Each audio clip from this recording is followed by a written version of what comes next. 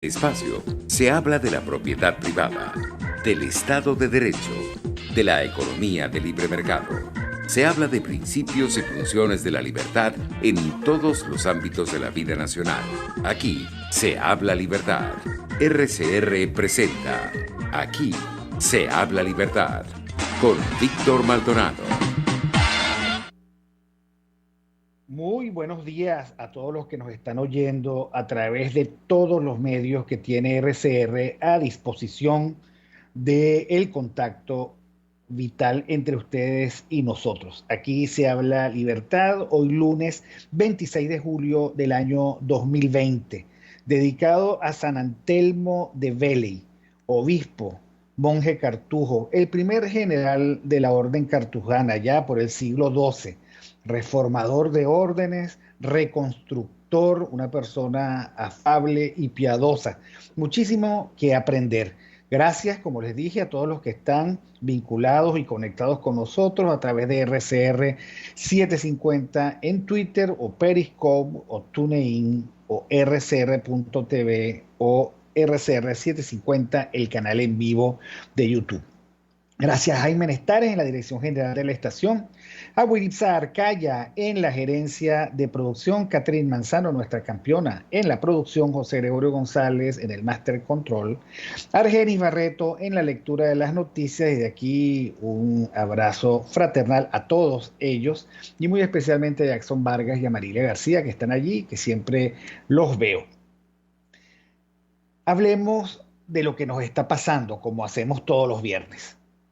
Cuenta Svetan Todorov, lingüista, historiador y filósofo búlgaro, que el efecto global de vivir en comunismo era generar antipolíticos purulentos, seres que eliminaban de su horizonte vital todo interés político.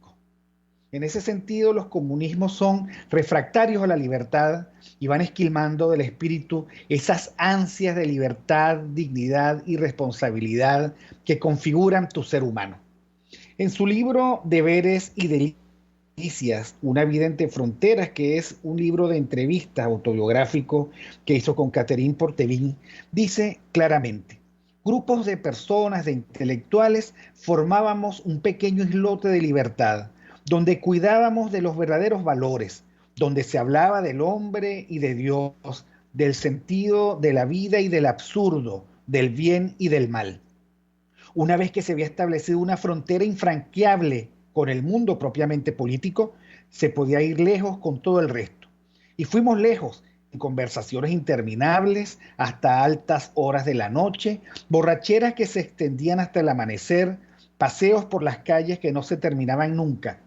Sin embargo, y esto es lo trágico, esa burbuja podía quebrarse al menor contacto con la realidad.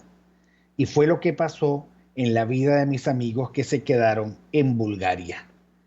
Esa es la vivencia en el comunismo que nos extraña a nosotros porque nosotros lo vivimos en las condiciones más puras, brutales y duras. El mecanismo usado no es otro que el eficaz terror total.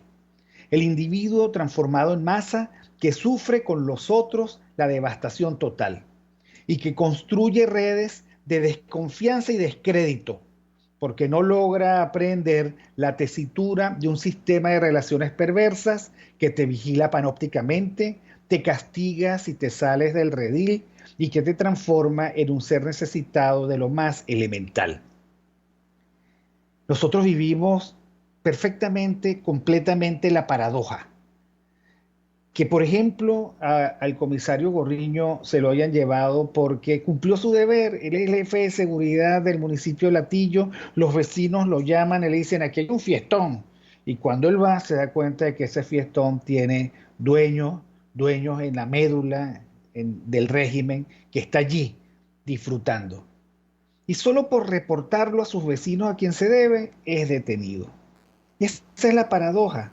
Este sistema de relaciones perversas te vigila, arbitrariamente te maltrata, porque de eso se trata, de generar en ti el terror, de callarte.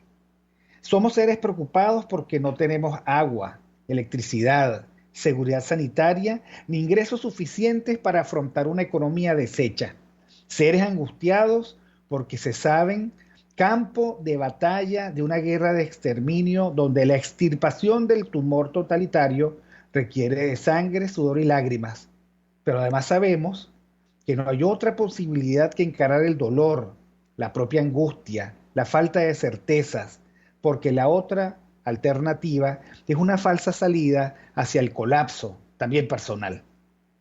Seres que nos preguntamos por qué el liderazgo del que se han provisto, del que nos hemos provisto, traiciona una y otra vez el vigor de la lucha, que terminan siendo fallos sin el vigor necesario para encabezar el desafío, incapaces de mantenerse dentro de la integridad requerida y que siempre terminan haciéndonos repetir la infeliz experiencia de la traición de Leviatán. Y me refiero al modelo, al planteamiento que hizo Thomas Hobbes, filósofo político del siglo XVII. Él imaginó el orden social como un monstruo inapelable, dueño y señor del monopolio de la violencia y magistrado irrefutable de la justicia. Ese fue el precio que había que pagar. Esa fue la solución del filósofo político para resolver el orden social y meter en cintura al hombre que imaginaba, ansioso, insaciable de sus deseos, y que por eso mismo, por desearlo todo, por tener una ética elemental de que lo bueno es lo que me gusta y lo malo es lo que me disgusta, bueno, transformaba todo en un caos y la vida propia y la de los suyos en una experiencia fugaz, pobre, solitaria y brutal. El problema, mis queridos amigos, es cuando ese Leviatán, que fue concebido para contenernos, se transforma en el traidor de todos. Y en lugar de ser contención y justicia, termina yendo contra la humanidad para convertirla en siervos aterrados de su furia. Esa es la peor de las traiciones. La traición del poder, desde el poder, abusando del poder. En el marco de esa traición estamos nosotros, individuos desvalidos que solos y dejados al arbitrio de nuestra debilidad no podemos encarar el largo y tortuoso camino hacia nuestra libertad. Por eso, queridos amigos, la política ya no nos representa y el contacto con la realidad cada día es menos eficaz. Por eso es que nos contenemos en nosotros mismos, en nuestros grupos, creamos burbujas, pero no tenemos contacto con la realidad. Porque esta narrativa de la política es una narrativa exigua, marginal, que no puede garantizarnos nada y que solo nos provoca indignación, escándalo. Que la traición de Leviatán sea multiforme y multidimensional no debería sorprendernos, porque el mal es confusión. Por eso los venezolanos vivimos aturdidos. Luis José Uzcategui, amigo, psicólogo, antropólogo, psiquiatra, lo define muy bien. Millones de venezolanos, dice en un tuit, viven todos los días una gigantesca tragedia nacional, porque mientras los dirigentes y analistas la contradicen repitiendo el país que no tenemos, que debería ser pero que no es, nosotros vivimos una elipse de sufrimiento, desvalimiento, tragedia, sangre, sudor y lágrimas. Y estamos confundidos, ¿ok? Estamos confundidos. Por eso dice el amigo Luis José Uzcategui que estamos aturdidos por las barbaridades diarias, que es lo máximo que puedan hacer los ciudadanos, vivirlas. Y los políticos están en otra cosa, en un mundo de barajitas, en un castillo montado en las nubes, que no son capaces de desmontar y enfrentar la mortal guerra psicológica y biopolítica que amenaza con exterminar a los venezolanos. Ellos están en su burbuja, nosotros estamos en nuestra burbuja, pero nuestra burbuja es la terrible realidad que a veces nos hace defendernos contrayéndonos en nosotros mismos. Pero de nuevo viene el fraude. Niegan la realidad, tergiversan la situación y van a elecciones. Elecciones. Es como entregarle una nueva ofrenda a King Kong, que viene de nuevo por su doncella, mientras la tribu completa entra en un frenesí de bailes y tambores para celebrar la inmolación simbólica de esa víctima propiciatoria y el creer que por eso mismo han salvado el pellejo por un tiempo más. El miedo, la imposibilidad de salir de la trampa, el autoengaño, coliden para devastar la sensatez y mantenernos donde la bestia quiere tenernos, pendientes de la próxima víctima. Pero pretender que este monstruo de 1000 cabezas tiene solo tentáculos electoralistas es solo una ficción benevolente. ¿En qué anda el interinato? ¿En qué anda la agenda de la Asamblea Nacional?